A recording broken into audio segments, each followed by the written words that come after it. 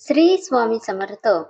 आपले पारायण चालू आहे. 7 दिवस, 11 दिवस किंवा 21 दिवस आपण पारायण केले आहे, तर त्याचे उद्यापन सुद्धा करायचे आहे. पारायण पूर्ण झाल्यावर उद्यापन करणे खूप शुभ मानले जाते. आपण पारायणची सांगता म्हणतो त्याला. उद्यापन म्हणजे आपण केलेली सेवा, जप आणि पारायण देवाला कृतज्ञतेने अर्पण करणे. माझे पारायण पूर्ण झाले असे स्वामींना सांगणे म्हणजेच पारायणचे सांगता करणे.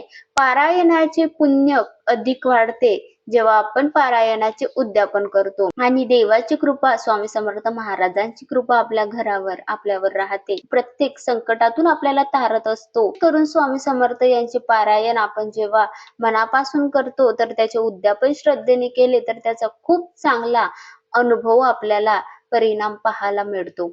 आता उद्यापन कसे करावे हे सोपे आहे उद्यापन करणे. ते सोप्या याच्यात समजून घेऊ तर संपूर्ण व्हिडिओ नक्की बघा.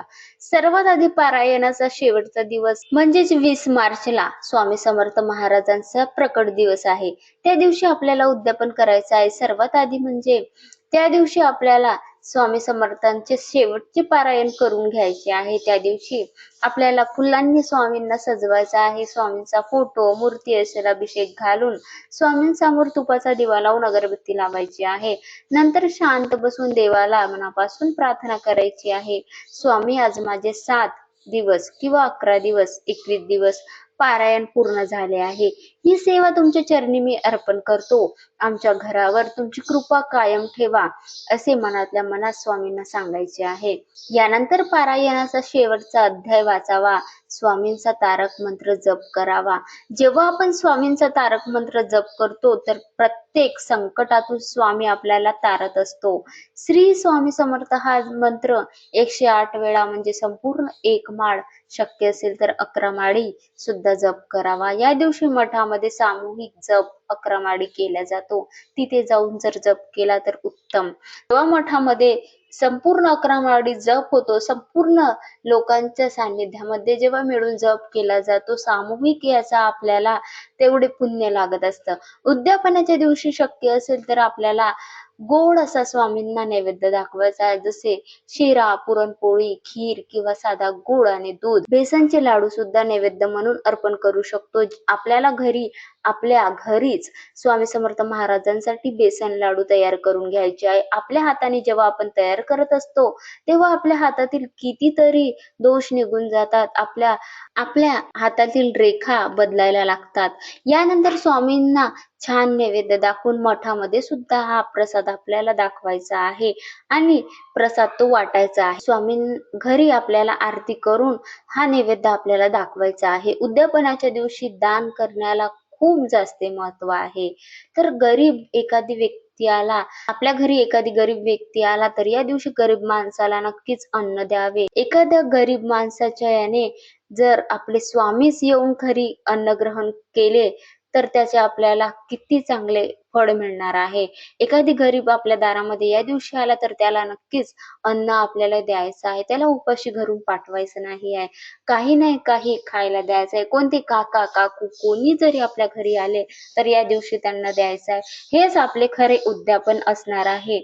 गाईला चारा, या दिवशी गाईला जर चारा खायला द्यावे म्हणजे गुड आणि हरभरा डाळ ही खायला दिली तर तेच आपले चांगले उद्यापन असणार आहे. जेव्हा आपण गायची सेवा करत असतो म्हणजे स्वामींची सेवा होत असते. पक्ष्यांना धान्य टाकावे. स्वामींच्या मंदिरात, मठामध्ये सर्वांना प्रसाद आपल्याला द्यायचा आहे. तेच आपले उद्यापन असणार आहे. फळे किंवा प्रसाद आपल्याला अर्पण करायचा आहे स्वामींच्या मठामध्ये जाऊन आणि तोच प्रसाद आपल्याला तिथे मंदिरामध्ये सर्वांना द्यायचा आहे. हे छोटे छोटे दान केल्याने पारायणाचे पुण्य मिळते आणि आपल्या हातातून उद्यापन सुद्धा होत असते. उद्यापनाच्या शेवटी देवाला नमस्कार करून स्वामी समर्थ महाराज, माझ्याकडून सेवा झाली असे सांगायचे आहे. स्वामी, मी तुमच्यासाठी हा लाडवाचा प्रसाद आणला आहे. माझ्या आयुष्यातील संकट, दुःख, घरातील कर्जबाजारीपणा सर्व दूर होऊ द्या. माझ्याकडनं काही चूक झाली असेल तर मला माफ करा.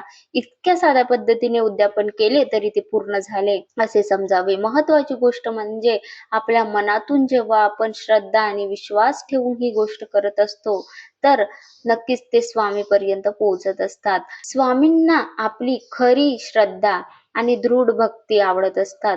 आपण आपले फक्त चांगले व्हावे आणि लोकांचे, दुसऱ्यांचे वाईट व्हावे, याचे चांगले न व्हावे, असा जेव्हा मनामध्ये आणतो, तर आपलं कधीच चांगलं होत नाही. आपण जेव्हा दुसऱ्यांचं चांगल्याने पाहतो, तेव्हा आपलं चांगलं होत असतात. तेव्हा स्वामी आपल्या सर्व गोष्टी चांगल्या करत असतात. आपण जेव्हा एखाद्याची मदत करत असतो, तेव्हा स्वामी सुद्धा आपली मदत करत असतात. कारण आपण एखाद्याची मदत करतो, तेव्हा ती स्वामींची मदत केल्यासारखी होतात.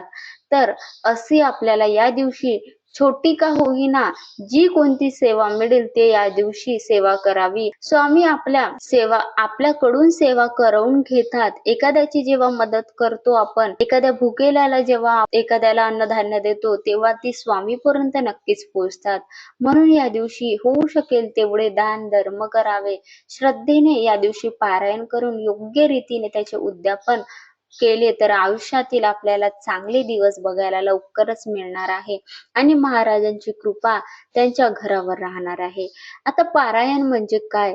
तर पारायण म्हणजे आपला स्वामी समर्थ सारामृत पवित्र ग्रंथ किंवा आपण जेव्हा एखाद्या देवी देवतांची नियमाने आणि श्रद्धेने हे दिवस सतत वाचतो, त्यालाच पारायण असे म्हटले जातात. हे पारायण केल्याने आपलं मन शुद्ध होते, घरात सकारात्मक वातावरण तयार होतो. जेव्हा आपण 7, 11, 21 दिवस हे पारायण सतत चालू ठेवतो, तेव्हा आपल्यामध्ये अनेक बदल व्हायला लागतात. आपल्याला चांगले विचार मनामध्ये यायला लागतात. कोणते काय करावे त्याचा मार्ग आपल्याला मिळू लागतात. जेव्हा आपण स्वामी समर्थ मंत्राचा जप करत असतो, तेव्हा आपल्याला अनेक संकटातून मुक्ती होतो.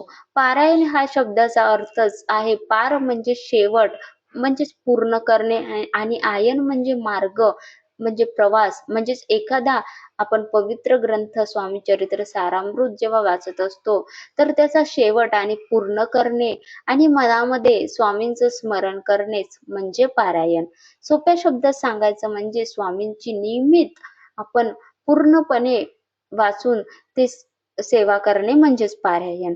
आपल्याकडने ज्या पद्धतीने शक्य होतात त्या पद्धतीने आपल्याला पारायण करायचे आहे. नसतील कोणी केले तरी रोज 2, 3, 1 किंवा 3 अध्याय जरी वाचून आता पण सुरुवात केली तरी आपले संपूर्ण एक पारायण होणार आहे. अशा चांगल्या विचारांनी आपण जर पारायण केले आणि स्वामींचे नामस्मरण केले, आपल्याकडनं जे शक्य होणार सेवा ती या दिवसामध्ये करण्याचा प्रयत्न करावा. किंवा स्वामी समर्थ प्रकट दिनानिमित्त प्रकट दिनाच्या दिवशी जरी आपण एक संपूर्ण पारायणाचा एक पाठ जरी केला, तरी आपल्याला त्याचे नक्कीच चांगले फळ मिळणार आहे. एक दिवसाचे सुद्धा आपण पारायण करू शकतो आणि त्याच दिवशी आपल्याला त्याचे उद्यापन करायचे आहे. तर उद्यापन सांगितले आहे. कसे सोप्या पद्धतीने आपण करू शकतो. काय तर मंदिरामध्ये, मठामध्ये जाऊन एखाद्याला अन्नाची गरज आहे, त्यांना आपण अन्न जर दिले, एका टाइमचे तो जेवण बनवून जेवू शकले, एवढे जरी आपण केले तरी ते स्वामीपर्यंत नक्की पोहोचतात. माहिती खूप तडमडीने तयार करून तुमच्यापर्यंत आणण्याचा प्रयत्न केला, तर आपल्याला अशा साध्या पद्धतीने उद्यापन करायचे आहे आणि स्वामी समर्थ महाराजांची कृपा मिळवून घ्यायची आहे.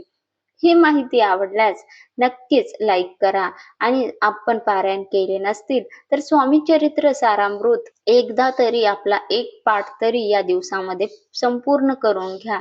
तुमच्याकडनं जशी शक्य होईल तशी सेवा करा. एक अध्याय सकाळी आणि दुसरा अध्याय संध्याकाळी या पद्धतीने सुद्धा पारायण करू शकतात. फक्त स्वामी आपली सेवा बघत असतात की स्वामी किती तडमडीने हा भक्त माझी सेवा करत आहे, हे बघत असतात. म्हणून नक्कीच पारायण करायला सुरुवात केले नसतील तर पारायण करायला सुरुवात करा आणि साध्या पद्धतीने उद्यापन करा. माहिती आवडल्यास नक्कीच एक लाईक करा. श्री स्वामी समर्थ. जय जय स्वामी समर्थ. स्वामी समर्थांची कृपा दृष्टी सर्वांवर राहो, हीच स्वामी चरणी प्रार्थना आहे.